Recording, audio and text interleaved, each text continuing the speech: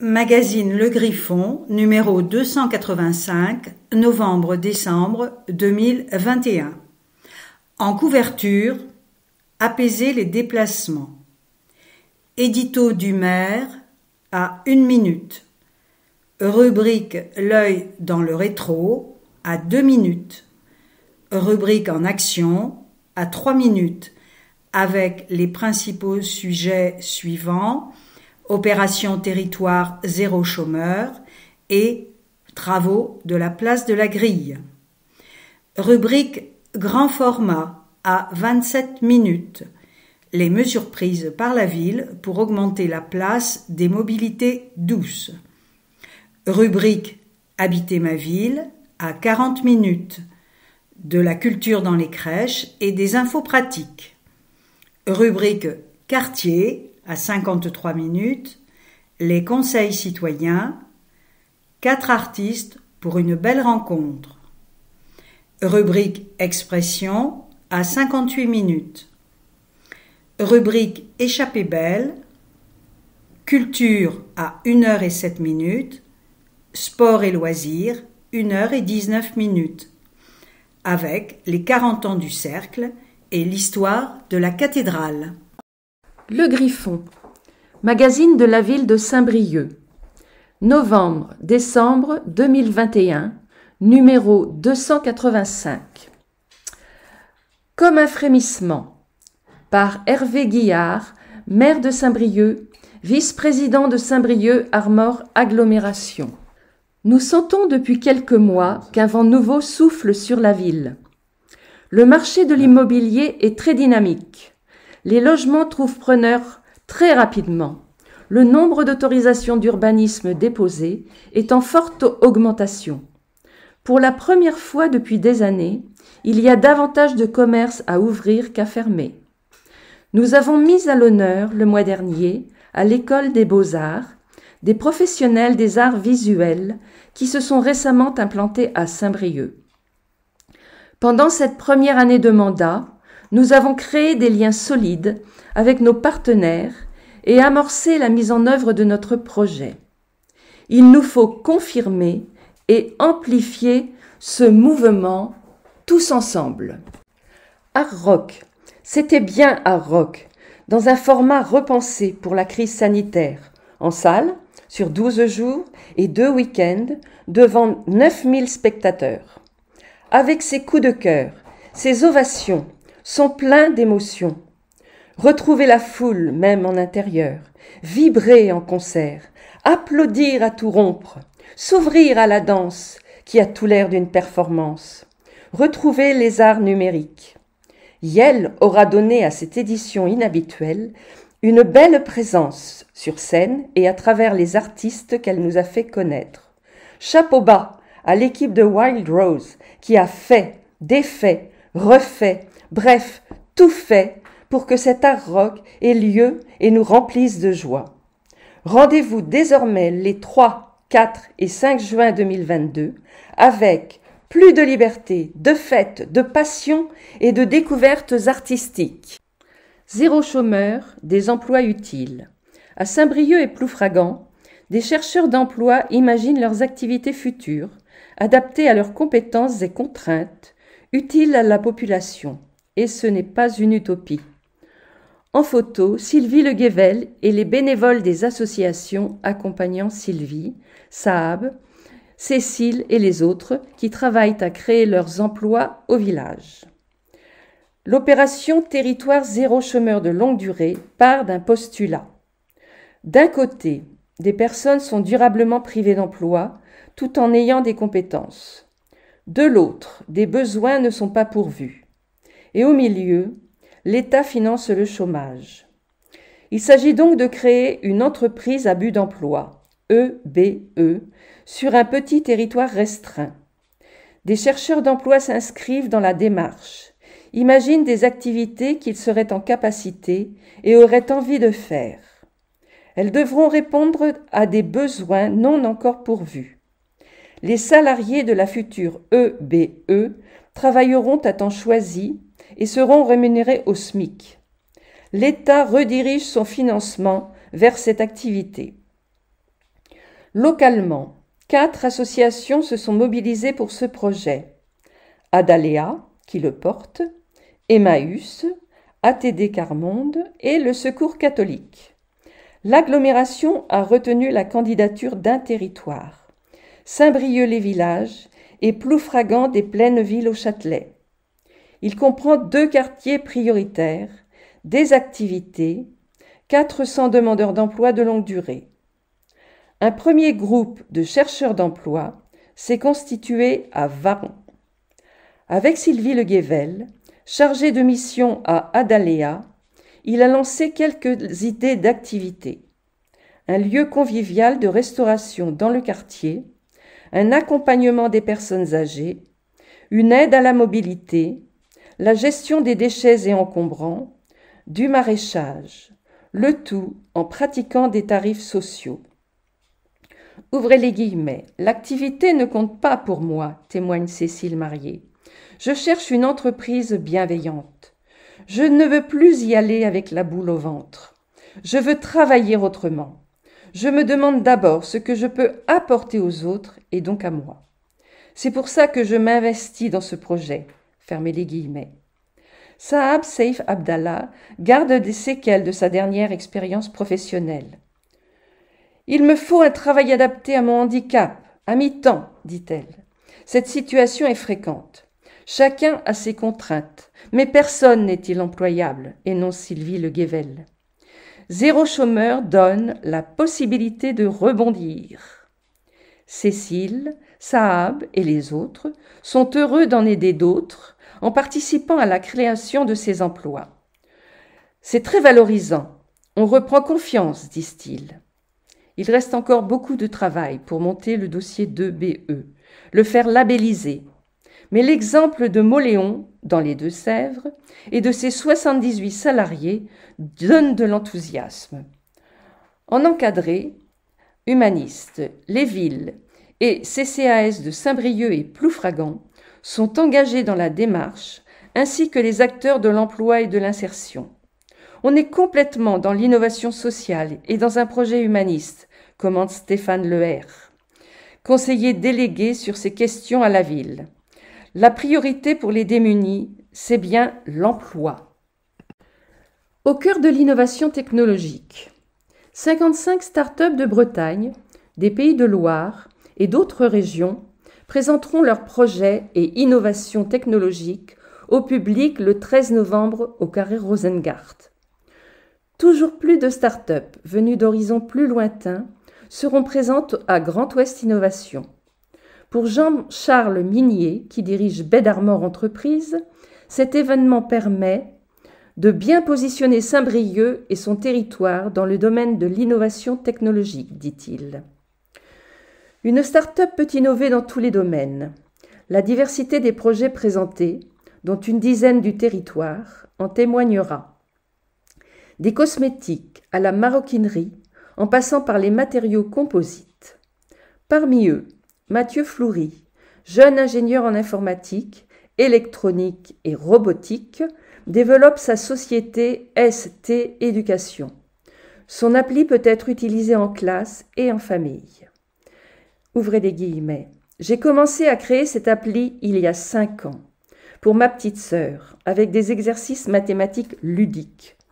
J'en ai depuis développé également en français, anglais, sciences, technologie, du CP au CM2. J'ai travaillé avec des enseignants pour améliorer le produit. Je propose des défis à faire à plusieurs, ce qui plaît beaucoup, ou des aventures, entre guillemets, à faire à partir d'histoires, des quiz. Mon petit robot permet de faire de la programmation depuis la tablette. La Covid a boosté mon projet, qui arrive au bon moment. Fermez les guillemets. Mathieu Floury a créé son entreprise individuelle en mai 2020 à Cap Entreprise. Il commence à travailler avec des écoles dans la région de Guingamp. En photo, Mathieu Floury qui développe une appli d'exercice ludique et un robot pour le primaire. In My Pocket, les jeunes en mission en mairie. Dès cet été, le service jeunesse de la ville a lancé son opération In My Pocket. Il a recensé toutes les missions qui pouvaient être réalisées par des adolescents de 16 à 17 ans dans les services municipaux.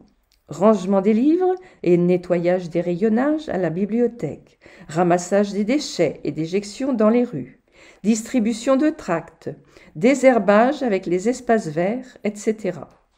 Au total, 195 missions de 3 heures ont été confiées à 86 jeunes filles et garçons.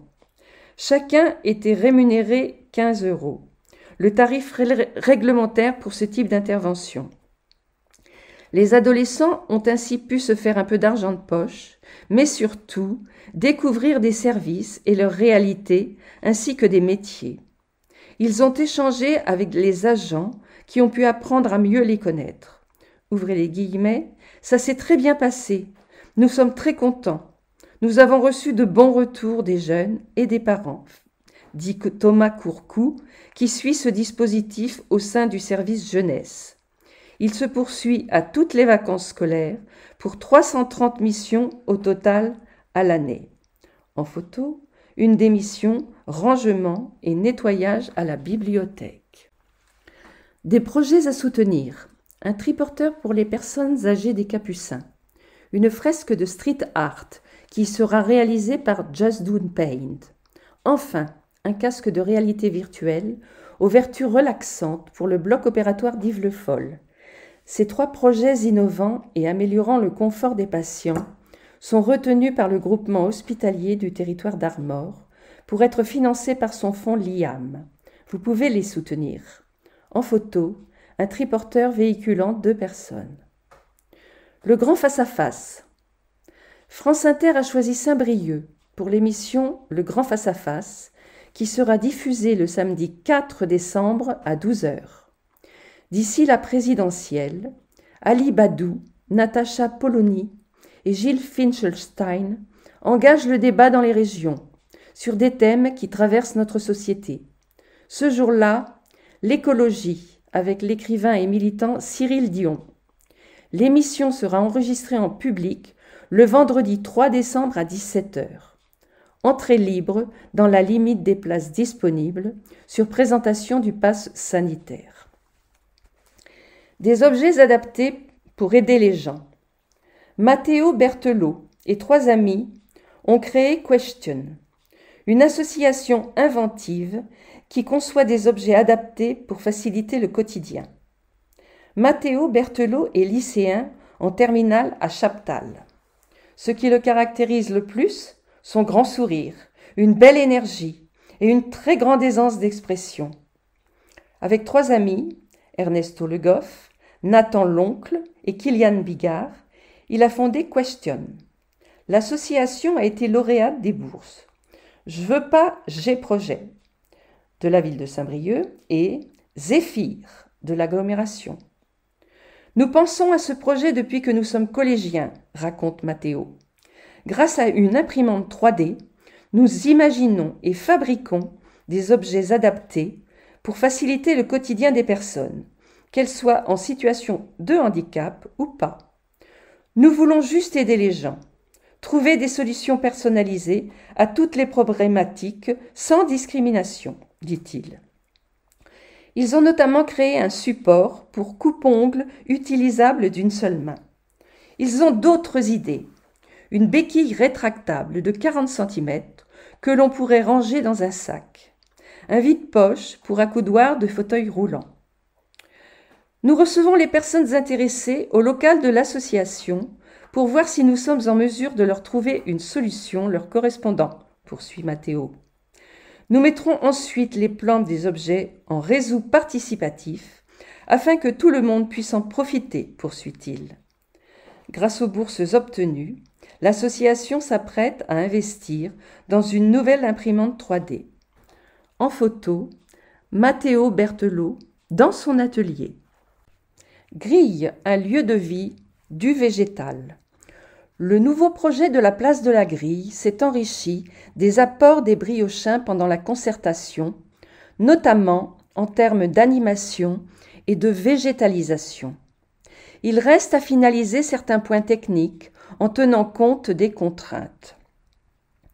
700 personnes environ ont pris part à la concertation organisée par la ville sur la place de la Grille, sous la forme d'un questionnaire et d'ateliers avec Iris Chervet, l'architecte. 3200 souhaits exprimés de manger et boire dehors ou en terrasse, y compris le dimanche. C'est l'usage plébiscité pour la place de la Grille, sur ce questionnaire à choix multiples faisant intervenir la fréquence. 1500 envies exprimées pour chacun des usages suivants: discuter, se promener, retrouver des amis, marcher, s'asseoir ou se reposer. Quelles sont les attentes des Briochins pour la future place de la Grille? Qui feront-ils? Comment comptent-ils se l'approprier? La concertation menée au printemps portait sur les usages, à partir des orientations définies par la ville et des contraintes du site. Plus de 700 personnes ont participé. Les échanges ont enrichi le projet. Il a fallu concilier les souhaits en opérant des choix et en tenant compte des contraintes très fortes sur ce site. D'abord, les fouilles archéologiques, qui invitent à limiter les interventions en profondeur. Puis, la nappe phréatique qui affleure, le sous-sol étant argileux. Le marché, accueilli sur le haut de la place. La cathédrale, monument historique. Et la contrainte budgétaire. L'impact financier des fouilles déterminera la capacité à réaliser le projet tel qu'il est envisagé. Les habitants ont mis en avant leur désir d'animation sur cette place. Ils souhaitent qu'elle soit un lieu où manger, un lieu de détente et de promenade, de convivialité, de loisirs. Ils ont envie que les enfants puissent y jouer, d'y voir un spectacle, et pour certains, d'y faire de roller. L'estrade de bois, imaginée sous un des platanes par Iris Chervet, architecte missionnée sur ce projet, sera un point d'animation. Elle invitera à s'asseoir, pique-niquer ou papoter. Elle pourra accueillir quelques musiciens. Des tables et chaises peuvent être installées le temps d'événements. Et il y aura des terrasses rue Saint-Jacques, devenues piétonnes. La place s'animera naturellement. Au milieu, une bande sablée permettra de jouer aux boules ou d'imaginer autre chose. On s'amusera sur les pelouses. Iris Chervet a cherché à concevoir des espaces propices au jeu. L'estrade est un dispositif ludique. On peut monter, courir, sauter, explique Léa L'Huillier, qui suit ce projet à la ville. De nuit, l'éclairage animera la place sous forme de projections mouvantes. D'autres éléments restent à l'étude. Les habitants se sont bien emparés de la question de la végétalisation, orientation donnée par les élus. Un souhait de végétation sous toutes ses formes, d'un environnement apaisé. Par rapport au projet initial très minéral de 2019, l'espace planté augmente singulièrement, sous forme de pelouses et d'arbres supplémentaires, autour des roselières dessinées par Iris Chervet. L'architecte s'est inspiré de nos paysages et de la végétation des zones humides. L'eau est un fil conducteur de son projet, à travers une rivière sèche. L'architecte a voulu rappeler l'histoire et la géographie du lieu. Au Moyen Âge, une grille recueillait les eaux convergeant sur ce site, le plus bas du centre-ville. Ces aménagements visent aussi à gérer en partie l'eau de pluie. Enfin, les platanes inscrits à l'arboretum resteront les arbres remarquables de cet espace. Fouilles archéologiques. Dans ce secteur historique du centre-ville, tout chantier d'aménagement peut potentiellement faire l'objet de fouilles archéologiques préventives. Elles sont ordonnées par l'État et sa direction régionale des affaires culturelles, DRAC, pour extraire les vestiges avant les travaux. Un diagnostic permet d'abord de déceler la présence de vestiges par sondage.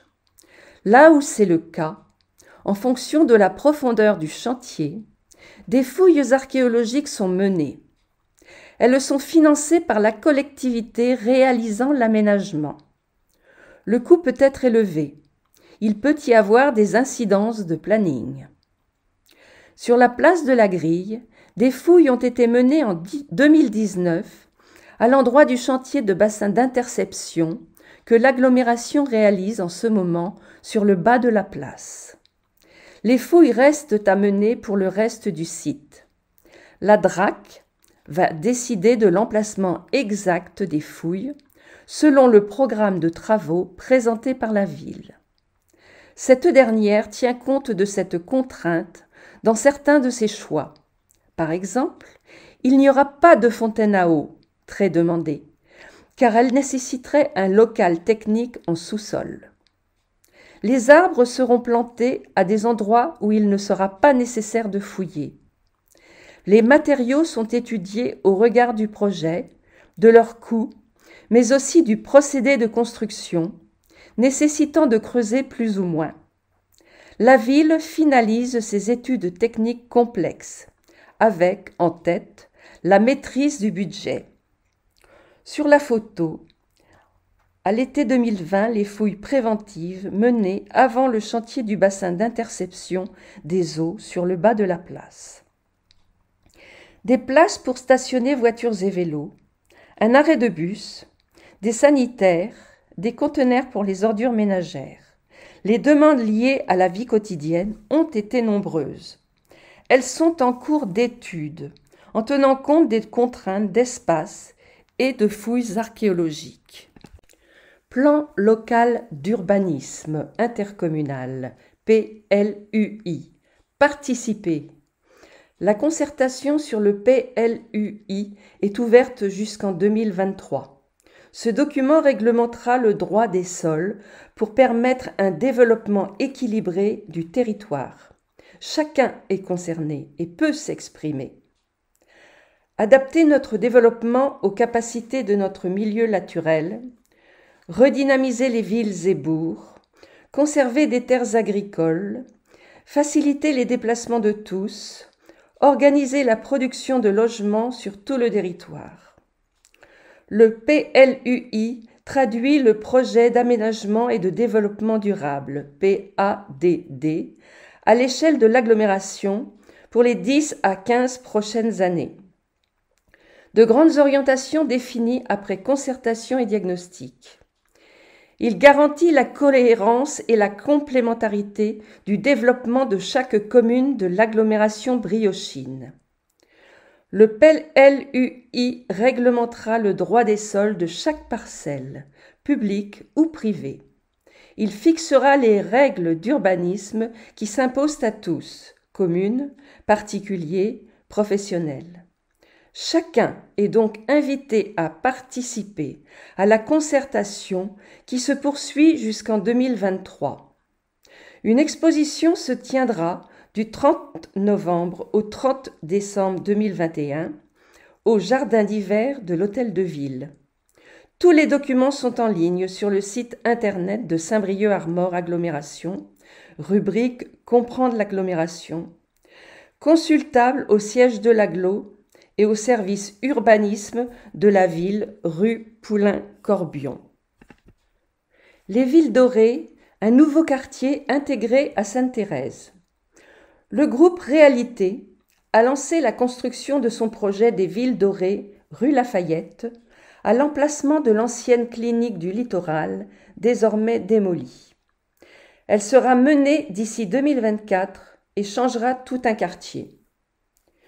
Sur 22 000 mètres carrés, pour un investissement de 37 millions d'euros, les Villes Dorées comprendront 28 logements, une résidence-service senior, une résidence étudiante portée par Terre et Baie Habitat et gérée par le Crous, des commerces sur la rue Lafayette, des bureaux, un pôle de santé. Le projet se veut intergénérationnel et mixte. Sur l'ancien site de la clinique, 2% de la surface était dédiée aux espaces verts.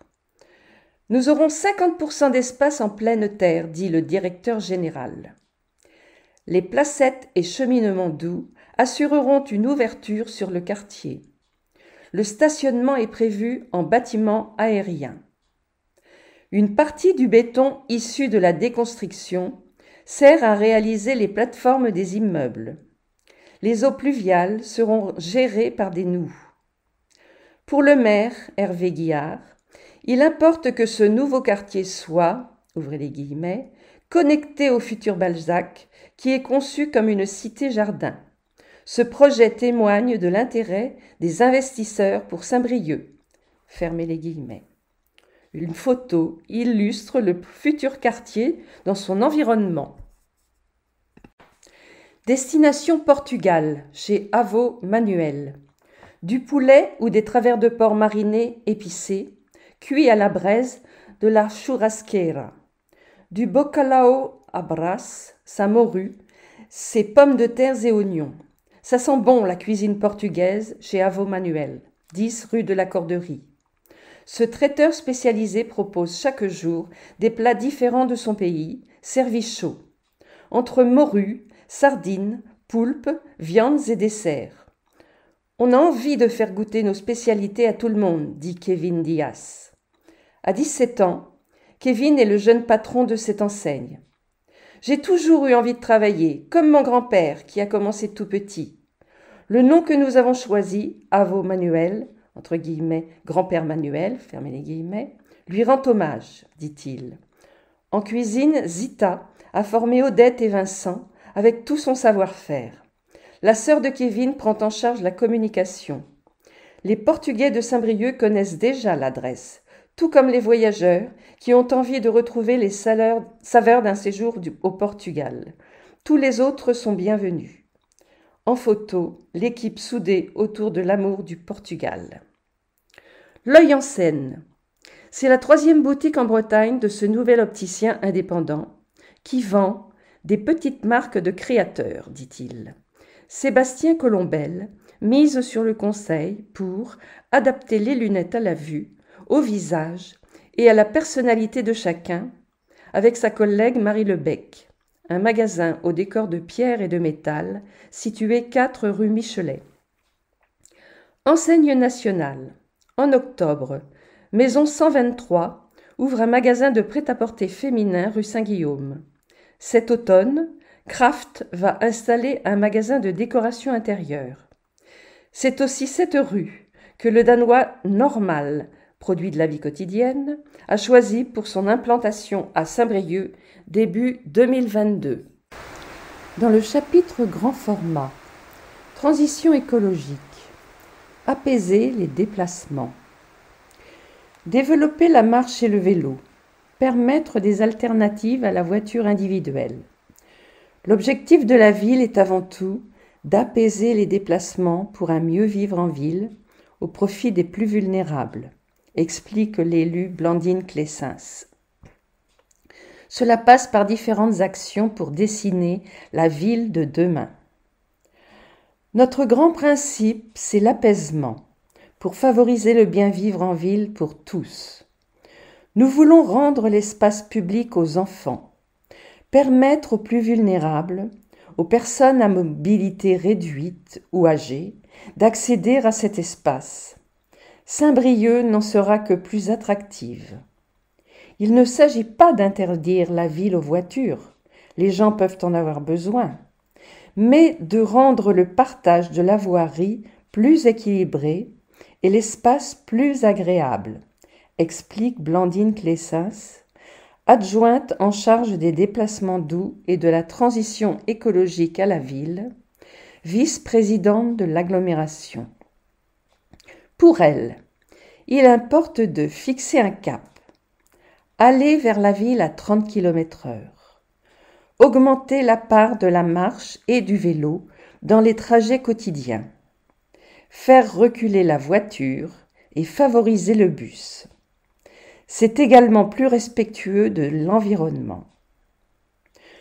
Le projet consiste à limiter la vitesse à 30 km/h, partout, excepté les grands axes de transit, annonce Blandine Clessens. Les modalités de mise en œuvre sont à l'étude au sein de la commission projet des déplacements doux. Lire par ailleurs. Saint-Brieuc rejoindra ainsi les villes qui font ce choix, de Bordeaux à Lorient, avec des bénéfices avérés, la sécurité des cyclistes et piétons, la réduction du bruit, l'amélioration du cadre de vie. Il est important de travailler spécifiquement sur le sujet des piétons, d'où notre volonté de mettre en place un plan marche, appuie Blandine Clessens. Il s'agit de réfléchir à de grands principes et un plan d'action favorisant une ville où l'on marche facilement, en améliorant le confort et la sécurité. Au baromètre des villes marchables, un questionnaire citoyen national, Saint-Brieuc a obtenu la note de 8,87 sur 20, moyenne nationale 9,2. Concertation. En mars 2021, la ville a créé une commission projet des déplacements doux. Elle est associée à la réflexion sur la nouvelle politique concernant les mobilités. Comment mettre en place des changements dans les habitudes du quotidien en prenant en compte les besoins des habitants? Nous avons souhaité associer des usagers de tous les modes de déplacement, des habitants volontaires tirés au sort, mais aussi des représentants d'associations, commerçants, vélos utiles, jeunes pour le climat. Détaille Blandine Clessens. Ils réfléchissent avec les élus et services à la mise en œuvre des actions. Il s'agit de prendre en compte les besoins, à condition qu'ils n'aillent pas à l'encontre du projet municipal visant l'apaisement. 4 groupes de travail thématiques ont été créés au sein de cette commission. Ils portent sur la marche, le vélo, la ville 30, la communication et l'animation pour promouvoir les mobilités douces auprès des habitants. 4 stations de location de vélos à assistance électrique d'ici quelques mois à Saint-Brieuc. L'agglomération a réalisé une première expérimentation depuis janvier 2020 sur 2 sites, l'Office de tourisme et le Légué, près du carré Rosengart. Elle souhaite en créer 2 autres à la gare et à proximité du campus Mazier. À la Maison du Vélo, roue libre est la solution idéale pour de longues durées. Programme prévu 2021, pérennisation des aménagements cyclables. 2023, adoption d'un plan marche. 2024, mise en service de TEO jusqu'au géant. 2025, Antique Glace jusqu'au Légué. La ville avait voté un schéma cyclable communal en 2020. Le confinement a permis d'accélérer de nouvelles liaisons. Lire par ailleurs. Une réflexion est engagée avec le groupe vélo de la commission projet en vue de prioriser les voies à aménager et de les compléter aux besoins. La pratique se développe. Le challenge à vélo au boulot de Vélo Utile en témoigne, avec 3000 participants dans l'agglomération. Le vélo à assistance électrique est une réelle opportunité dans une ville de la taille de Saint-Brieuc. Il convient désormais de se doter d'indicateurs fiables. Blandine Clessens préconise un plan de déplacement très lisible et clair pour éviter d'engorger l'hypercentre, se garer de manière pratique le plus possible dans les parkings fermés en lien avec la politique de stationnement. En hypercentre, la ville veut rendre des places publiques aux piétons pour en faire des lieux de vie. Le projet de la grille est bien avancé, page 10. Le principe acté pour la résistance où les aménagements ne sont pas encore définis. Pour assurer la liaison entre les places, nous voulons aménager des zones de rencontre piétons, vélos, voitures, où le piéton est prioritaire, dit-elle. Il en existe déjà rue Saint-François et Sainte-Barbe, devant la gare, plus récemment rue des Promenades. Nous voulons inciter à de nouvelles pratiques d'intermodalité. Marche plus bus ou voiture, vélo plus bus ou train, par exemple. Avec l'agglomération, nous nous efforçons de les faciliter, dit-elle. Nouveaux aménagements. Les vélos ont désormais leur espace de l'hôpital à Clémenceau. Les aménagements étaient testés depuis la crise sanitaire. En 2021, les travaux ont été réalisés sur une bonne partie du parcours. Le boulevard Waldeck-Rousseau sera finalisé en 2022, en créant une continuité de la voie verte existante.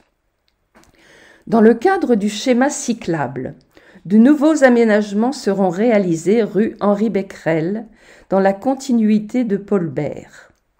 La voie verte Andy Glass, qui sort des routes pour offrir un nouvel espace aux piétons et vélos, a aussi pris le bon chemin. 350 personnes l'empruntent chaque jour de Rabelais à Mazières-Chaptal. L'itinéraire entre la gare et Rabelais est à l'étude pour des travaux en 2022-2023. La voie passera par le parking du futur Totem qu'elle desservira. En 2023-2024 viendra le tour de la section entre la rue Chaptal et celle du Valais, avant d'atteindre le port du Légué en 2025-2026. Théo à l'ouest. Le chantier Théo à l'ouest est bien engagé. Les travaux d'aménagement se terminent sur le tronçon Laennec-Corderie. Les réseaux sont en cours sur la portion Corderie-Ribot. Et la concertation est menée boulevard de l'Atlantique jusqu'au rond-point Pablo Neruda pour une fin de travaux au second semestre 2024. La configuration permet d'insérer les bus dans la circulation, de séparer les flux des vélos et piétons, de prévoir des places de stationnement, du mobilier et de la végétation. La voie est de 3,10 mètres de chaque côté, pas si large, ce qui invite à ne pas rouler trop vite. La vitesse sera limitée à 30 km/h, indique Clémentine Chapard, en charge de la concertation sur Théo. La difficulté reste de concilier tous les usages, mobilier, plantation, conteneurs enterrés, contraintes, sachant que les riverains souhaitent généralement les services à proximité, mais pas devant chez eux. Aux élus et techniciens de combiner ces demandes au mieux. En tout cas, le boulevard de la Tour de Vergne est apprécié. Ça se présente donc plutôt bien. Parking relais à venir.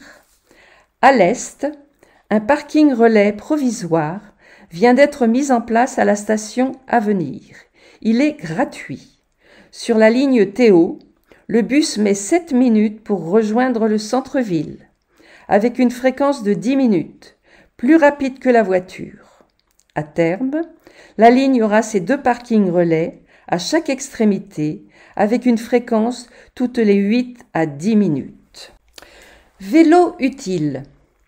Engagé dans une démarche de transition écologique et de développement du vélo comme mode de déplacement pour tous les âges, la ville a signé une convention avec l'association Vélo Utile. Très active, cette dernière regroupe 860 usagers. Elle est associée à la réflexion municipale sur ce sujet. Elle apportera son expertise sur les aménagements cyclables. Elle a mis en place une application Vigilo qui permet de faire remonter les difficultés rencontrées et les besoins. Elle organise le challenge à vélo au boulot ou encore le forum Voyage à vélo. 31% des déplacements se faisaient à pied à Saint-Brieuc en 2012, dont 24% dans l'agglomération. Parmi les mesures prises pour la marche, le stationnement alterné est destiné à rendre les trottoirs aux piétons. Ils sont souvent occupés par des voitures en stationnement gênant. Les élus et services vont aller à la rencontre des habitants de la ville Elio en novembre, puis d'autres quartiers. 600, le nombre de places de stationnement que le plan de déplacement urbain de l'agglomération, voté en 2019, prévoit de supprimer sur voirie d'ici la fin des travaux de Théo. Elles seront compensées par 2 parkings relais gratuits aux Plaineville et à Chaptal. Le but est d'inciter ceux qui viennent à Saint-Brieuc en voiture à prendre le bus sur la ligne Théo. Rubrique Habiter ma ville. Un peu de culture dans les biberons. Il n'y a jamais eu autant de culture dans les crèches que pendant le confinement. Et ça continue pour le plaisir des tout-petits. Des activités culturelles, il y en a toujours eu dans les maisons du petit enfant, entre interventions musicales et ateliers d'art plastique. Le confinement a fait naître de nouveaux partenariats et projets, notamment avec Bonjour Minuit. La scène de musiques actuelles a proposé une tournée gratuite des crèches avec 2 musiciens pour ne pas laisser les habitants du quartier dans le silence et pour soutenir les artistes. Les enfants ont adoré Brieg Gerveno et Baya Elbach dans un style bien différent de celui auquel ils sont habitués. Ça a redonné la banane à tout le monde, constate Aurélia Serrette, responsable de la petite enfance, et donné d'autres envies de culture. Bonjour Minuit et La Marelle se sont associés autour de l'exposition Déconfinement de Stéphanie Pommeret, plasticienne. Sur des fonds végétaux et muraux, elle met en scène les familles et des participants aux ateliers artistiques de Bonjour Minuit. C'est à voir jusqu'au 2 décembre dans les 2 structures. Dans toutes les crèches, au cerf-volant, les bambins ont travaillé l'argile à la briqueterie. Le chat perché a créé une gazette, Chat bavarde. Et toutes les crèches, comme le Carrousel, prêtent des livres aux parents, qui souvent en ramènent d'autres. La ville compte bien poursuivre cette ouverture. En attendant, place au spectacle d'enfantillage, une proposition du service Petite Enfance. Rendez-vous 29 et 30 octobre, enfantillage, jusqu'au 2 décembre, l'exposition. Nouveau dispositif partenarial pour la sécurité. La ville crée un conseil local de sécurité et de prévention de la délinquance, CLSPD, pour prévenir l'intranquillité et les incivilités du quotidien et mobiliser tous les acteurs autour de 4 priorités. La lutte contre les violences sexistes et sexuelles, contre les stupéfiants et contre la suralcoolisation, tous les rapports mettant en évidence le poids de l'alcool dans les situations de délinquance. La mairie et l'État, en complément de l'agglomération, vont coordonner les acteurs autour d'objectifs partagés.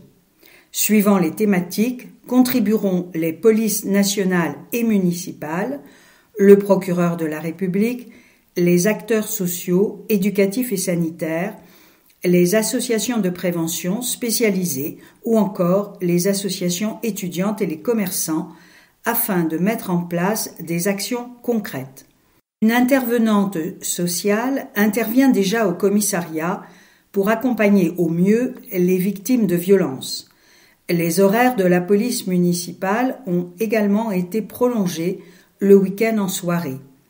Le coordinateur du conseil, dont le recrutement est en cours, poursuivra le travail et agira notamment sur la sérénité de la vie nocturne.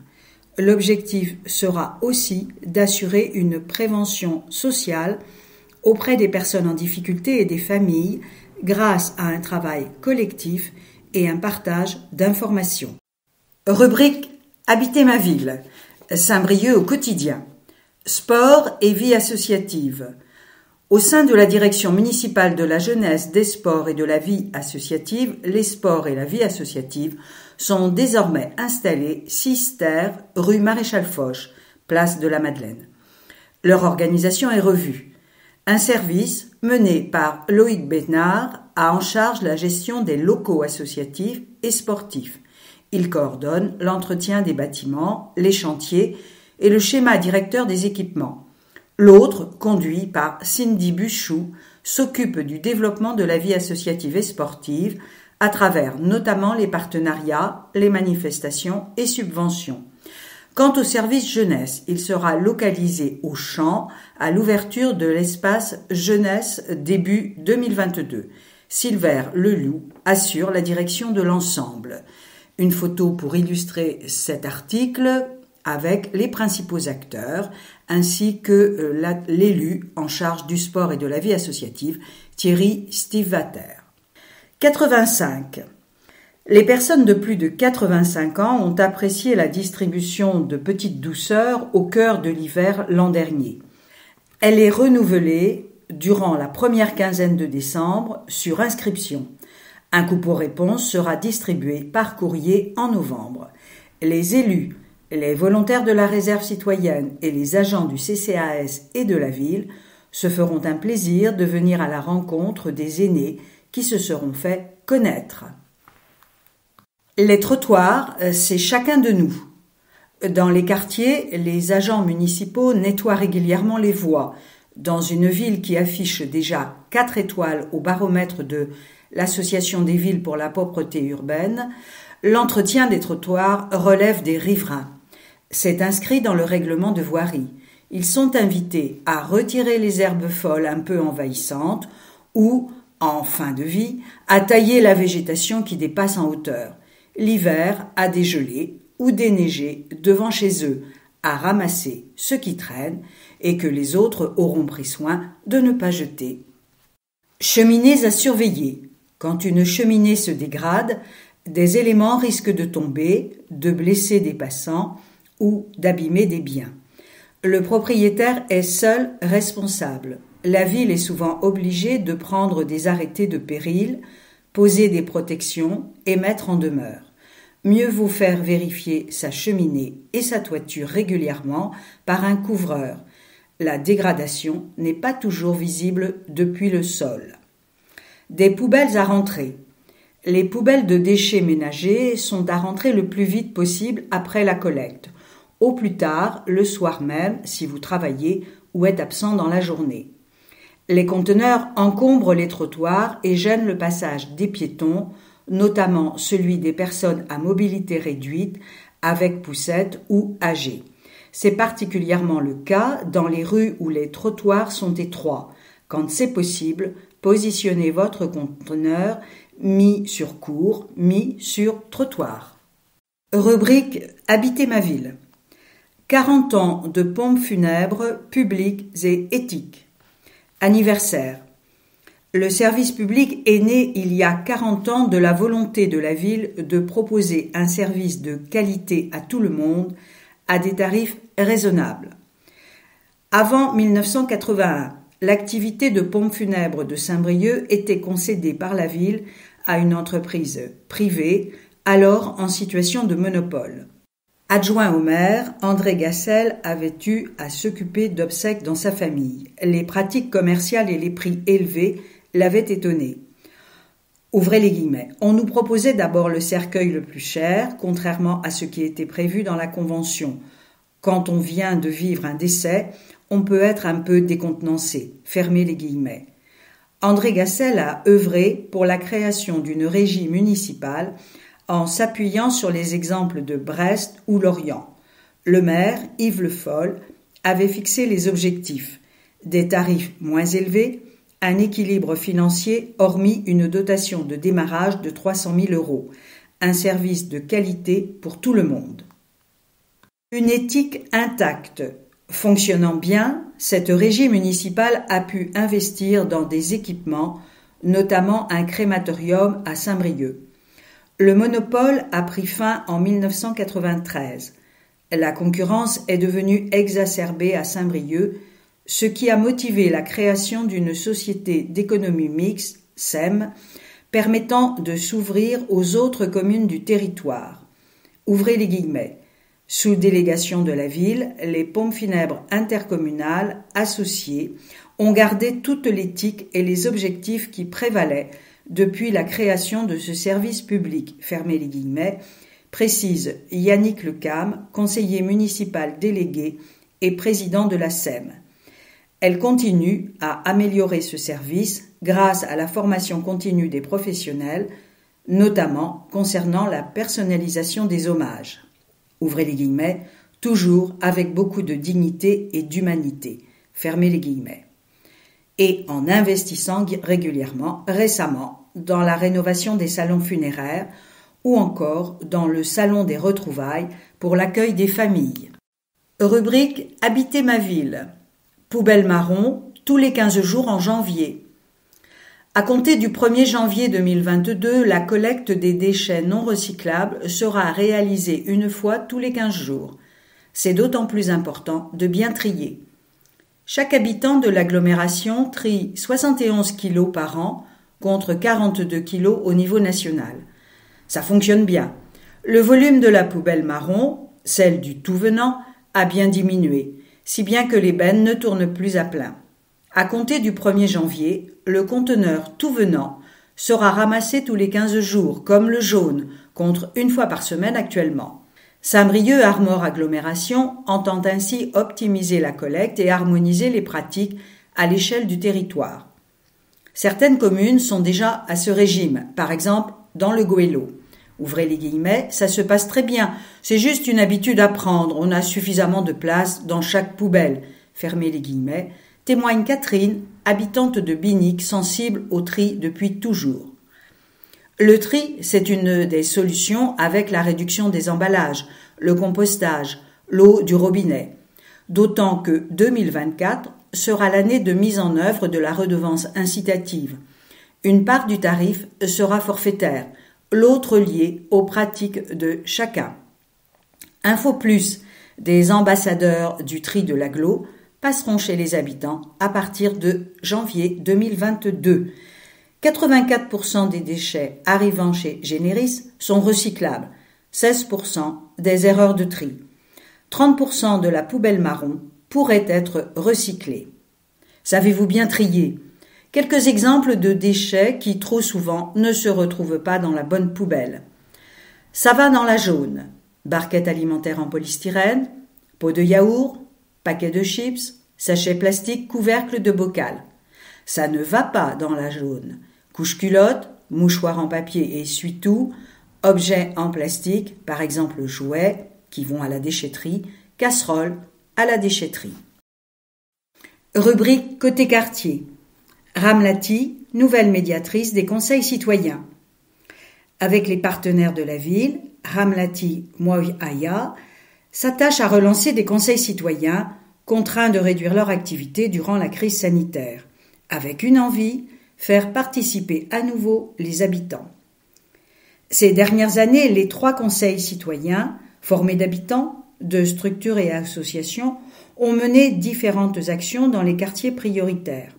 Par exemple, à l'ouest, le conseil a organisé une belle fête des voisins. À l'est, il a construit une boîte à livres, animé une émission de radio et proposé des papotages au pied des immeubles. Au sud, il a incité la ville et tous les partenaires à mener des actions de propreté et tranquillité publique à la ville Auger. Et il a publié le journal Vent du Sud. Avec la crise sanitaire, les activités ont ralenti, hormis Vent du Sud, l'émission de radio et un projet de signalétique pour le local Far West. Des moyens pour agir. Nouvelle médiatrice des conseils citoyens au sein du service animation de la vie sociale et citoyenne de la ville, Ramlati a travaillé dans plusieurs régions et découvre la Bretagne. Elle s'attache à renouer les contacts qui se sont distendus pendant le confinement. Elle travaille en étroit lien avec les partenaires, centres sociaux et associations. Ils sont très actifs, se réjouit-elle. Elle va aussi au-devant des habitants, les invite à s'impliquer dans les conseils citoyens. Qu'est-ce que cela leur amène ? Ouvrez les guillemets. Les participants peuvent mener ensemble un projet, relayer des problématiques, ce qui permet de résoudre des situations en faisant intervenir les services de la mairie. Ils imaginent de petits aménagements qui améliorent le quotidien. Dans tous les cas, ils sont accompagnés, explique Ramlati. Avec les partenaires, nous sommes là pour faciliter les choses. Les conseillers citoyens peuvent suivre des formations y compris sur le temps de travail, par exemple sur la prise de parole ou sur la méthode pour mener un projet. L'État donne une enveloppe à chaque conseil citoyen pour conduire des actions. La ville intervient aussi financièrement pour les aménagements. Fermez les guillemets. Enfants et jeunes, bienvenue. Le conseil citoyen permet donc d'agir collectivement. C'est formateur, ça peut être enthousiasmant. Les jeunes de moins de 18 ans peuvent participer, ils sont les bienvenus, tout comme les enfants. Ouvrez les guillemets, je souhaite travailler avec eux. Je suis sûr qu'il y a plein de choses à faire, dit Ramlati. Un enfant ou un jeune qui a participé se montrera plus responsable et investi. Contact pour participer, service animation de la vie sociale et citoyenne, 02 96 62 54 48 ou 06 82 13 70 10. Rubrique côté quartier. 4 artistes pour une belle rencontre. Culture. Les méta locaux ont créé un spectacle à partir de leur rencontre avec les habitants dans 5 quartiers. Un projet expérimental à la fois sensible et pensé. Ils sont 4 artistes réunis dans le projet Méta locaux. Diane Georgis est autrice et comédienne. Jérémy Moreau, créateur sonore. Étienne Sibéril, metteur en scène. Aurélie Lemaître, plasticienne. À Saint-Brieuc, ils se sont interrogés sur le centre. C'est quoi un centre? Y a-t-il un centre dans cette ville? En faut-il un? Les méta-locaux l'ont cherché de la pointe des villages qui lorgnent sur la campagne à celle de Cesson, ancrée dans la mer, en arpentant les rues et chemins, en allant fouiner dans les archives pour mieux comprendre le territoire, et surtout en rencontrant les habitants. Une centaine en tout dans 5 quartiers, d'abord Balzac, en 2019, puis cet été, Robien, Le Légué, les villages, Cesson. Ouvrez les guillemets. Les gens nous livrent beaucoup d'eux-mêmes, une matière sensible, ils nous font de beaux cadeaux, ils nous emmènent sur leur chemin, fermez les guillemets. Au centre, il y a les habitants. Et cela donne une performance réalisée en quelques semaines. On y partage leurs rencontres réinventées. Avec cet étranger qui raconte sa venue en France pour construire des tours qui vont bientôt disparaître, cette fierté qu'il a eue de laisser des monuments. Ou avec ces jeunes ados jouant à se faire peur dans une friche. L'écriture est belle, les comédiens nous emmènent dans leurs histoires. Et la voix d'une habitante du Légué nous indique que le centre, c'est finalement là où on habite en soi. Dernière vue depuis les tours. Balzac. Une page se tourne au plateau avec la déconstruction de 2 premières tours de Balzac. Elle a commencé le 8 par les tours 6 et 8 pour opérer le renouvellement urbain du quartier.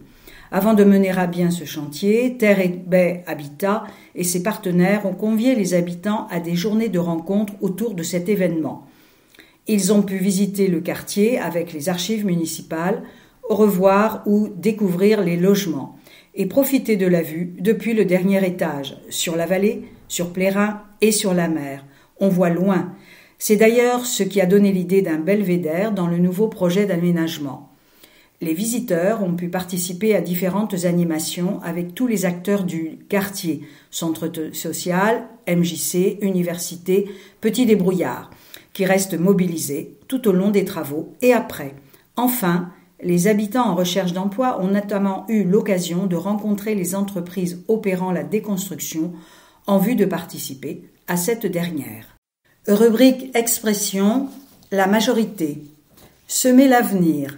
Article signé de Chloé Genin. Nos vies sont bouleversées, forcées de faire un pas de côté, restreintes par des mesures sanitaires questionnant notre rapport à nous-mêmes, à autrui et au monde. Je ne sais pas à vous, mais ce qui me marque le plus pour 2021, ce n'est pas la pandémie ou sa gestion par le gouvernement, mais la faible couverture médiatique concernant le dérèglement climatique et ses conséquences dramatiques pour l'humanité et le vivant. Cette menace est bien plus profonde que la crise sanitaire que nous traversons. Elle est tout aussi présente et s'ancre chaque jour un peu plus dans notre réalité. Incendies, inondations, gel, humidité, dômes de chaleur, etc. La municipalité a pris connaissance du dernier rapport du GIEC et de son constat alarmant. Le climat est en train de changer partout dans le monde et ce plus rapidement. Nous atteindrons plus 1,5 degré en 2030, soit 10 ans plus tôt que prévu. Même en limitant le réchauffement climatique, les catastrophes naturelles vont se multiplier. Ce rapport du GIEC nous incite à agir. Nous refusons d'être une municipalité spectatrice de ce désastre. Bien au contraire, ce rapport nous incite d'autant plus à agir et construire un présent désirable et viable pour assurer le futur de l'humanité. Il nous oblige à avoir conscience du chemin à parcourir, tant du point de vue des opportunités offertes sur le territoire que des freins structurels et culturels en lien avec le dérèglement climatique. Suite à la déclaration de l'état d'urgence climatique d'octobre 2020, nous le prenons en compte et construisons chaque jour un Saint-Brieuc résilient. Une ville adaptée au changement climatique de notre région et agréable à vivre aujourd'hui comme demain. Pour cela, nous renforçons les infrastructures pour les mobilités douces, comme sur le boulevard Waldeck-Rousseau. Nous programmons la végétalisation des espaces publics comme sur la place de la Grille.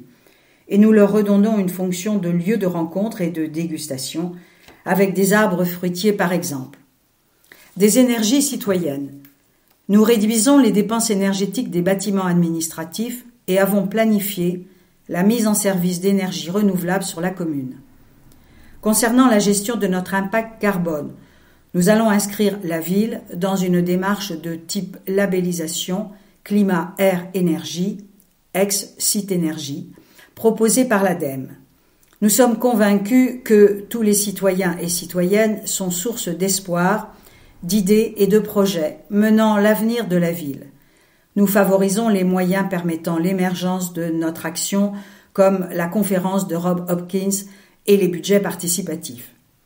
Nous œuvrons également à l'échelle de l'agglomération pour sanctuariser les terres agricoles en les inscrivant dans le futur PLUI prévu pour 2023 et en leur donnant une utilité dans le PADD du SCOT de l'agglomération pour une alimentation produite localement. Ces terres, nous en avons besoin. Elles sont essentielles pour notre futur. Elles stockent le carbone, elles captent l'eau et restituent de l'humidité. Elles accueillent la biodiversité. Elles sont notre terre nourricière locale. Elles offrent de magnifiques paysages, marqueurs de notre territoire et d'identité. C'est pourquoi nous avons entamé des projets à la ville Jouhua dans ce sens. Jardin d'apprentissage de la permaculture pour le quartier, évaluation du potentiel d'une exploitation maraîchère avec le GAB 22. Ces 6 types d'actions sont des exemples de ce qui est en cours à la ville de Saint-Brieuc. Elles participent toutes à recréer un équilibre nécessaire suite aux perturbations causées par la société de consommation dépendante de ressources limitées et des énergies fossiles. Elles participent à réinventer l'espoir et à faire de Saint-Brieuc une ville durable et rayonnante. Rubrique Expression, la minorité et le cœur de ville. La dévitalisation commerciale de notre ville est un constat partagé. Le commerce est avant tout une affaire de commerçants, mais le dynamisme commercial dépend également de la volonté de la ville à définir avec les professionnels concernés une stratégie globale et à attirer des ménages. C'est ce qui a été reconnu par l'État en septembre 2018 à travers Cœur de ville sous la précédente mandature. Le principe, une mobilisation de tous les acteurs du centre-ville à travers un outil, des financements et des actions concrètes. Le dispositif vient d'être prolongé par l'État, mais rien ne filtre des opérations nouvelles proposées par la municipalité. Va-t-on encore laisser passer des opportunités ou poursuivre les études déjà réalisées, les incantations et les discours? L'action forte attendue sur le foncier commercial est quant à elle toujours en stand-by. Ce qui nous surprend, c'est la lenteur des prises de décision au nom d'une démocratie participative. Être élu impose d'agir, au nom de la population, dans le cadre d'un débat au sein du conseil municipal. La concertation avec la population est essentielle, mais elle ne peut être un motif d'inaction. La ville ne peut se contenter d'un traitement urbain léger avec les seules opérations d'animation. Saint-Brieuc est une fête. On voit le résultat, les travaux déjà décidés par les équipes précédentes. Ce qui nous interroge, c'est l'incapacité à entendre l'appel de la population et des commerçants pour laisser une place à la voiture et au stationnement pour notre commerce, tout en gardant à l'esprit la nécessité d'apaiser le centre-ville et de laisser une place sécurisée aux piétons et aux cyclistes. Nous ne vivons pas tous à portée de commerce, et certains ne peuvent se passer de leur véhicule, du fait de leur santé, de leurs contraintes familiales ou tout simplement pour le chargement de leurs courses. Préparer un futur où la voiture n'aura pas la même place n'impose pas de culpabiliser et de punir l'usager de la ville. Qu'en est-il de l'ancien Monoprix ? Qu'en sera-t-il de la place de la Résistance après l'expérimentation avortée ? La vigilance des commerçants est du même niveau que la nôtre. Nous voulons connaître et discuter ces orientations pour disposer d'un niveau minimal et légitime d'information. Un besoin de sécurité. Nous sommes interpellés sans cesse par des habitants inquiets. Le sentiment d'insécurité n'est certes pas toujours rationnel, mais pour se servir de sa raison, on a besoin de sécurité et de quiétude, dit Patrick Susskind dans Le Parfum. Si la position de M. le maire évolue en matière de vidéosurveillance, nous devons lui rappeler que sans enregistrement, le caractère dissuasif des caméras est proche de zéro. Des secteurs de deal s'installent avec des chaises dans des quartiers comme le centre-ville, ce qui laisse à penser que cette activité ne donne pas lieu à dérangement. L'attractivité d'une ville passe d'abord par la sécurisation de son espace public. Or, la situation à Saint-Brieuc ne cesse de se dégrader. Article rédigé par Saint-Brieuc Ensemble, Richard Roussel, Stéphanie Stenzel le Cardinal, Corentin Poilbou, Aurélie Moy, Valérie Ross, Raphaël Leméoté, Marina André. Contact 10 rue Viquerie, 02 96 62 53 32. Bernard Krogeneck. Engagement Sport Pass. Le lien social s'est distendu ces dernières années et avec le Covid, d'où l'importance vérifiée au forum de s'engager dans des associations de toute nature, culture, solidarité, écologie, consommateurs, afin de lutter contre l'isolement, le repli sur soi. Poursuivre, se remettre au sport et bien aussi envie de sport en Côte d'Armor, gym, randonnée, natation, vélo. Utile est toute activité sportive et physique à favoriser à tout âge pour maintenir son bien-être. Dommage, ces élans sont freinés par l'obligation du pass sanitaire instauré dans un but louable, pousser à la vaccination, mais mesure imposée sans discernement, clivant encore une société fracturée comme jamais. J'espère que cette parenthèse sera vite refermée. Mais rubrique Échappée belle. De beaux lendemains pour petits et grands. Jeune public. Ce tout nouveau festival se déploiera du 23 au 27 novembre dans l'agglomération, avec de belles propositions de spectacles de théâtre et danse, des rencontres et ateliers.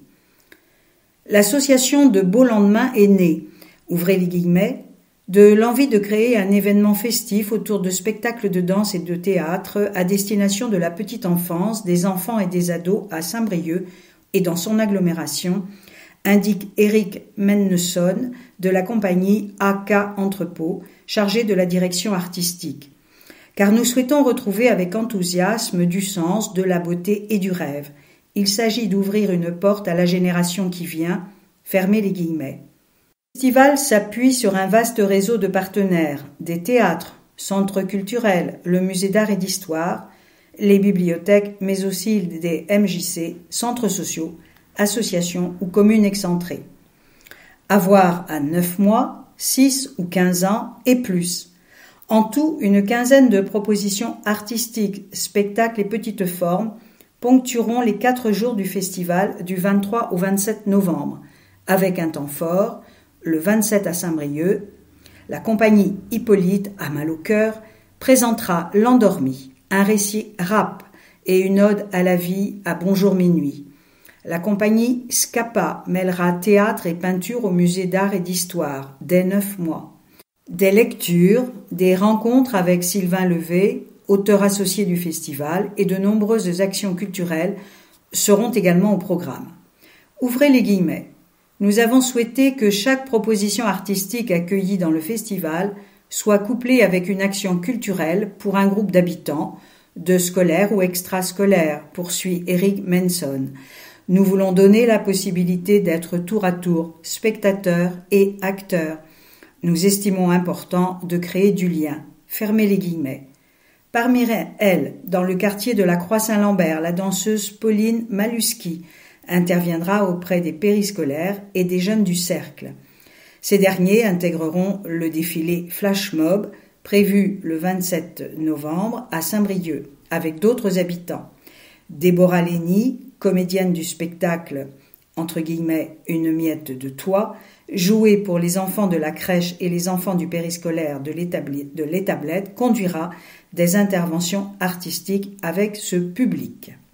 En illustration de l'article, une photo qui représente la rencontre d'un danseur hip-hop avec un cube métallique par la compagnie Impromptu Hip-Hop sur le parvis du musée, samedi 27 novembre à 15h et 17h30.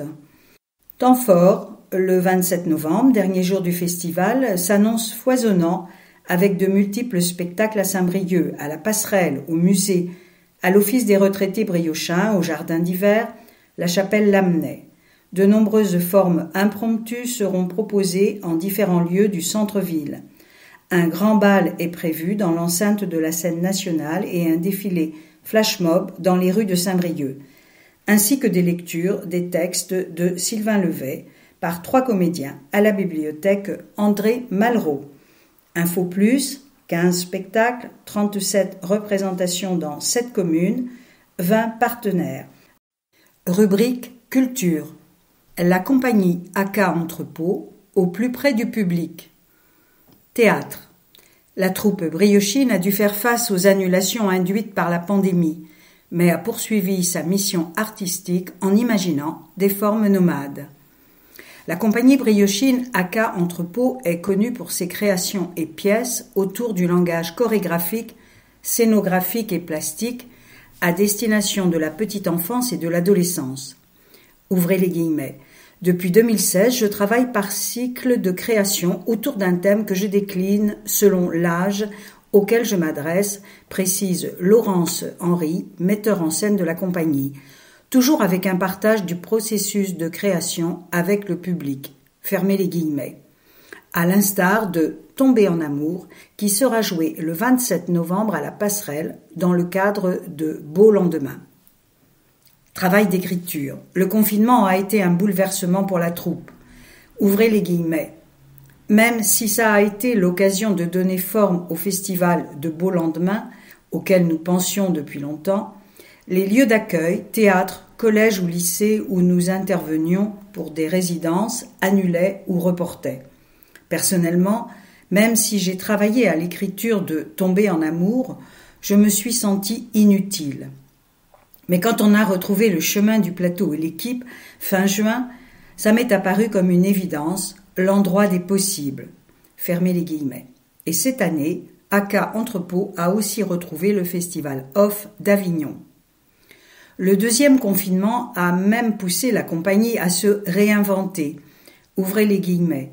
Nous avons cherché comment continuer à aller au plus près du public, notamment dans les établissements scolaires, et avons donc adapté la pièce dans une forme technique allégée.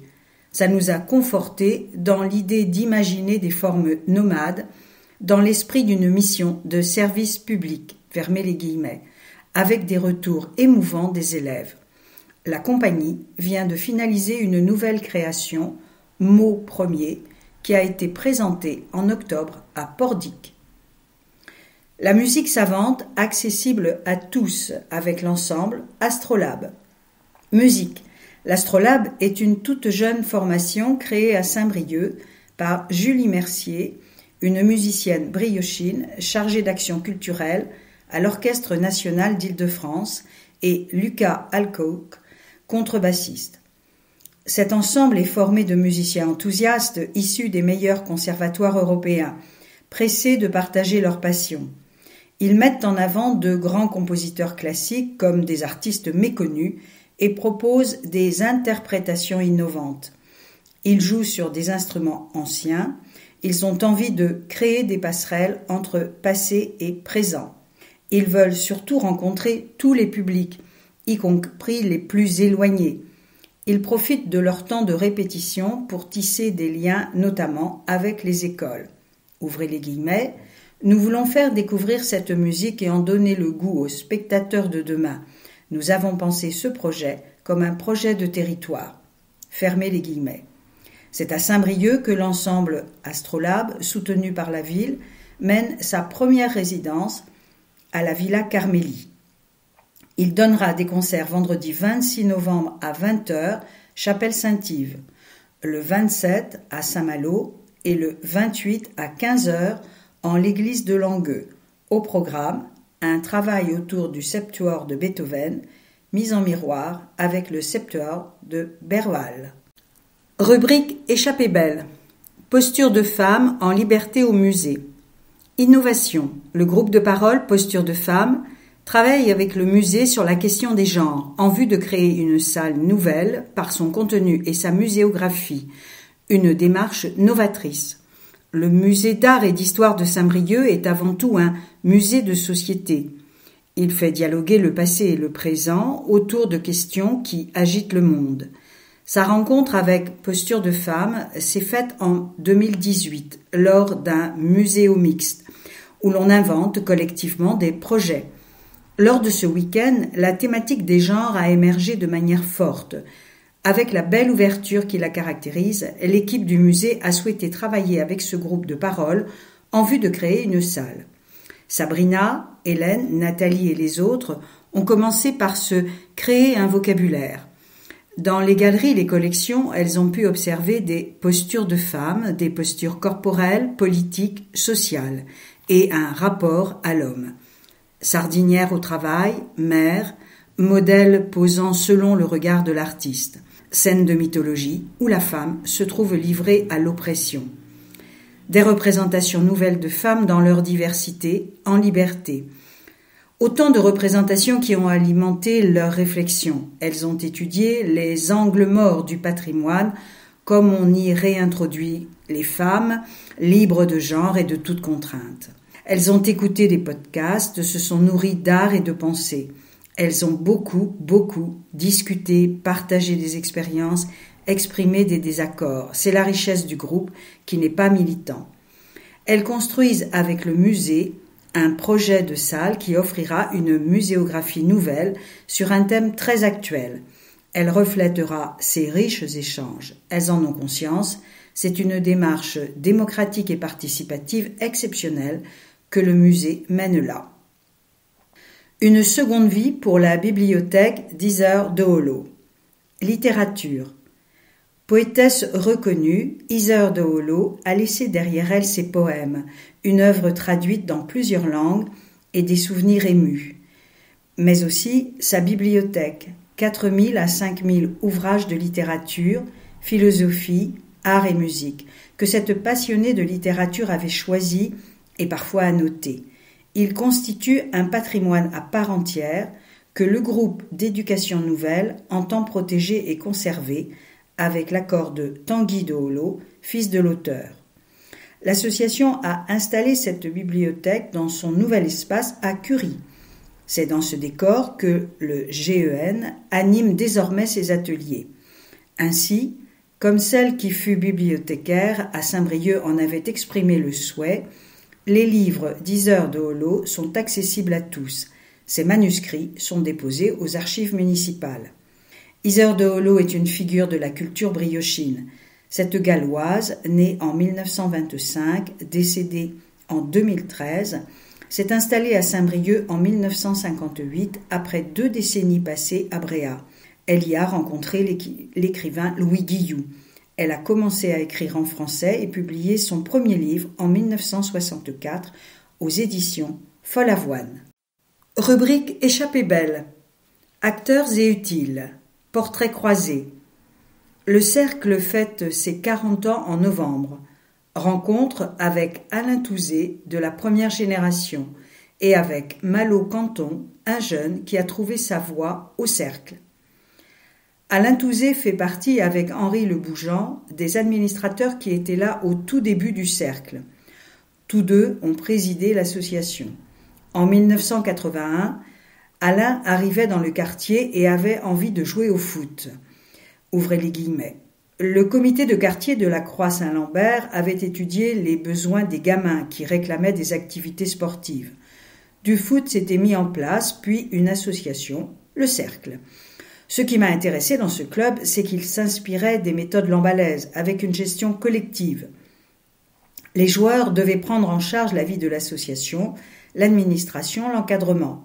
Ça invite à prendre les choses en main, à vivre des moments forts. Pour moi, ça a été un lieu d'expérimentation, de liberté. Ça m'a énormément aidé professionnellement. Fermez les guillemets. Cet esprit d'expérimentation, le souci de faire grandir les jeunes, de les impliquer et de les rendre acteurs, cette association d'éducation populaire les a toujours conservés. Le Cercle a étoffé ses activités, créé son secteur culture, puis le pôle d'éducation à l'image et au cinéma. Ouvrez les guillemets. On a toujours pensé qu'un sportif pouvait être intéressé par la culture et qu'un passionné de culture devait faire du sport, dit Alain. Il y a eu aussi plein de projets innovants, comme la coopérative Jeunesse Service ou Jobjectif, autour de l'orientation et l'entrepreneuriat. Des jeunes accompagnés dans leurs projets. Malo Canton est un de ces jeunes qui s'est formé au Cercle. Il y est venu adolescent avec son ami Romain pour faire du cinéma. Ouvrez les guillemets. J'ai beaucoup appris. J'ai rencontré plein de monde dans le milieu. Je me suis fait des contacts. À 15 ans, j'ai pu monter mon premier fiction documentaire. Le Cercle a senti que j'étais très motivée et a soutenu mes projets. Il s'adapte en permanence. Ici, j'ai trouvé ma voie. Je suis aujourd'hui en BTS audiovisuel en alternance au sein de l'association où je réalise des vidéos et anime des ateliers. Je fais notamment les portraits pour le 40e anniversaire. Ce Biniquet apprécie de rencontrer ici des jeunes de tous les horizons et milieux de l'agglomération et du quartier dans des valeurs de respect et de tolérance. Il y a un grand choix d'activités à prix abordable. Les jeunes sont accompagnés dans leurs projets. C'est une association très utile dans le quartier qui crée du lien. Des jeunes issus de la CJS font désormais partie du conseil d'administration, se réjouit Alain Touzé. Ouvrez les guillemets. Ils voient tout ce qu'ils ont à apprendre en s'impliquant. Il faut de la réflexion, du recul et surtout ne jamais oublier que le discours ne suffit pas. L'important, c'est d'agir et de concrétiser. Fermez les guillemets. L'article est illustré par le portrait des deux interviewés, Malo et Alain. Quelques chiffres. 1981, création du cercle autour du foot. Années 90, diversification des activités secteur jeunesse. Année 2000, développement de la culture, puis du secteur image. 2022, installation à la puce à l'oreille. En pratique, 40e anniversaire, le 10 novembre. Rubrique sport et loisirs. Marianino renaît à l'ambition. Cyclisme. La jeune espoir de l'UC Briochine a décroché 2 médailles, dont un titre au championnat de France sur piste. Un retour au premier plan, bienvenue à l'aube d'une nouvelle saison. Depuis 2019, elle avait quelque peu disparu des podiums et la revoilà qui réapparaît au grand jour. Sourire aux lèvres et visage rayonnant sur la plus haute marche des championnats de France de cyclisme sur piste. C'était à Bourges en juillet dernier. Marianino venait de glaner le titre national après avoir parfaitement maîtrisé la course à l'américaine aux côtés de sa fidèle partenaire Marie-Morgane Le Dunf. Ouvrez les guillemets, ce titre, on courait après depuis 3 ans. On gagne enfin et ça fait le plus grand bien. Fermez les guillemets. Belle performance. Dans le Cher, la jeune championne de 22 ans s'est également alignée sur l'élimination, le 500 mètres et la vitesse. 3 épreuves au cours desquelles elle a rivalisé avec les meilleurs, ratant de peu la médaille. Mais ces efforts ont logiquement été récompensés lors de la poursuite par équipe avec une breloque en argent, au plus grand bonheur du team La Godasse qui suit avec passion chacune de ces courses.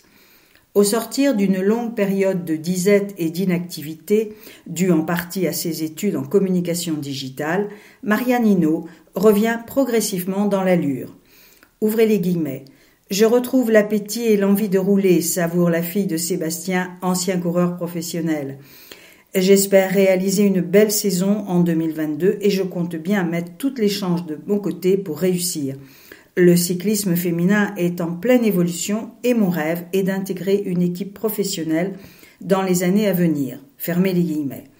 Un objectif loin d'être inaccessible, selon Jacques Quaimard et Jacques Burlot, ces deux entraîneurs qui la suivent depuis ses débuts à l'UC Briochine.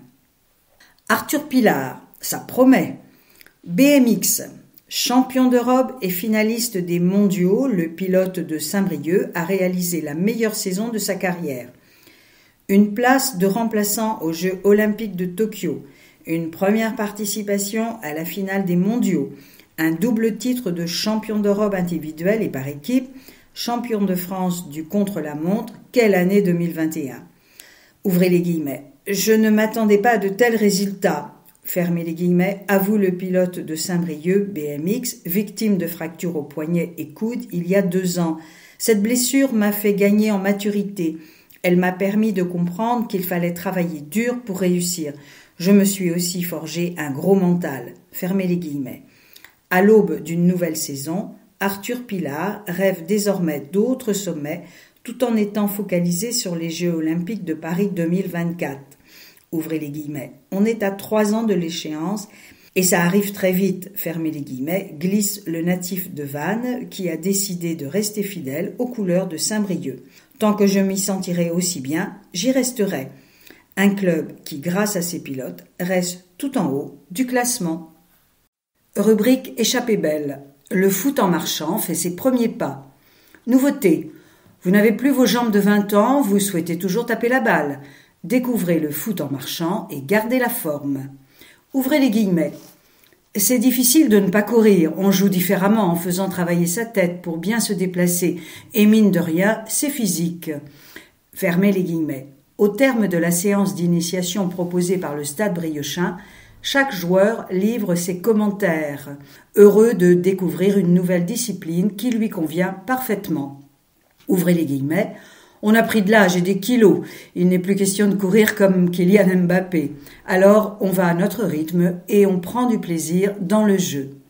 Fermez les guillemets. Né en Angleterre, le foot en marchant commence à séduire de nombreux adeptes dans les clubs, principalement les plus de 50 ans, notamment les anciens joueurs qui ont abandonné toute activité physique, souligne Michel Renaud, responsable du foot diversifié au Stade Briochin. C'est une bonne solution pour continuer. 3 règles principales distinguent cette nouvelle activité du foot traditionnel. Ouvrez les guillemets.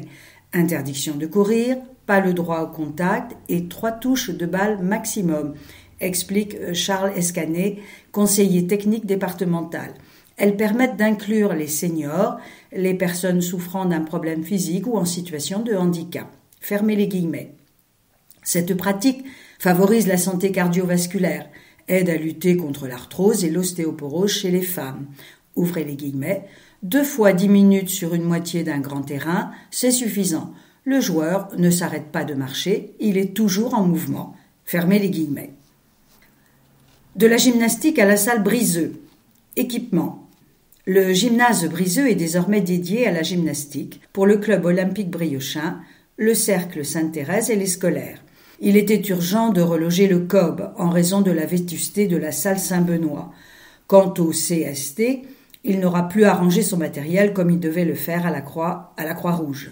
Ces 2 clubs mettent en avant leur esprit familial et la priorité donnée à la gymnastique artistique de loisir, tout en faisant un peu de compétition. Les scolaires ont aussi accès à ce gymnase. Les autres associations qui s'entraînaient ici, dont la SPTT Basket, se sont vues proposer des créneaux dans d'autres salles. Parallèlement, la ville lance un schéma directeur des locaux sportifs qui nous permettra de prioriser les chantiers parmi les 115 équipements, explique Thierry Stevater, adjoint au sport et à la vie associative. Quant à la salle Saint-Benoît, elle ne pourra pas être rénovée, mais un nouveau projet sera imaginé pour le site. Rubrique Échappée belle. Cathédrale, 8 siècles de guerres et de rénovations. Patrimoine. La cathédrale forteresse Saint-Étienne a rouvert après plus de 13 ans d'une restauration qui se poursuit. Classée au titre des monuments historiques en 1906, elle reste le symbole patrimonial majeur de Saint-Brieuc, dont elle a vécu tous les grands événements. L'écrivain Louis Guilloux l'évoquait dans son livre « Le jeu de patience ». Ouvrez les guillemets. « J'aime le silence et l'ombre de la cathédrale. N'est-ce pas ici, tout compte fait, que l'essentiel des choses s'est passé depuis des siècles ?» Fermez les guillemets. Elle est un des témoins de la fondation de Saint-Brieuc. Venu du pays de Galles lors des grandes migrations, le moine Brieuc va promouvoir au 5e et 6e siècle la nouvelle religion chrétienne et fonder un monastère de bois sur cette cuvette marécageuse du champ du Rouvre. Son nom sera donné à la bourgade 3 siècles plus tard, sous le règne de Nominoé. Saint-Brieuc est alors érigé en évêché, un des 7 de Bretagne. Sur ce même site, l'évêque Guillaume Pinchon fait achever les travaux du bâtiment en pierre dans les années 1220-1234. Il sera considéré comme le bâtisseur de la cathédrale. Canonisé en 1247, il deviendra, comme Brieuc, l'objet d'un culte qui favorisera la poursuite des travaux grâce aux dons des pèlerins. Meurtrières et machicoulis. La ville manque d'une forteresse protectrice. Ce sera la cathédrale Saint-Étienne, aux 2 solides tours construites au XIIIe, la tour Brieuc, et XVe siècle, la tour Marie, munie de meurtrières, machicoulis et autres galeries de surveillance. Malgré tout, elle subira des destructions lors des combats de la guerre de succession de Bretagne, pendant la guerre de Cent Ans, les conflits de la Ligue et la Révolution française. Seule la seconde moitié du XVe siècle, période de paix et de prospérité, permettra la construction de l'aile sud dans un style gothique flamboyant. Aléas de l'histoire, commandes architecturales parfois contestables des évêques et intempéries conduiront à un délabrement total de l'édifice au début du XIXe siècle. Il sera question d'abandonner le bâtiment, voire de le détruire.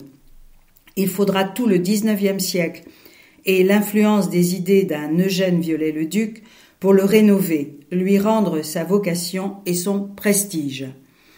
Des restaurations révélatrices. Les restaurations menées depuis 2008 permettent de redonner son éclat à la cathédrale, érodée par les remontées d'humidité. Elle a les pieds dans l'eau depuis toujours. Les joints en ciment, posés à la fin du XIXe siècle, contribuent à sa dégradation. Les travaux ont principalement consisté à rejointer les pierres à la chaux naturelle pour laisser l'édifice respirer. Un mélange de chaux, eau et pigments est venu éclairer les parois. Minutieusement nettoyé, le tombeau de l'évêque a retrouvé son éclat. Le plus marquant reste le grand vitrail rénové du transept sud, XIXe siècle, et la découverte du décor néo-gothique de la chapelle d'Axe de Notre-Dame de la Cherche. Sa très belle restauration dans ses couleurs d'origine nous laisse entrevoir de ce que fut la cathédrale en d'autres temps, quand les fresques ornaient ses murs. L'article est rédigé par les archives municipales 3 bis rue du Bel-Orient. Quelques chiffres. 1180, première mention d'un édifice en pierre. 1346, premier coup porté à l'édifice lors de la guerre de succession de Bretagne. 2021, réouverture après restauration.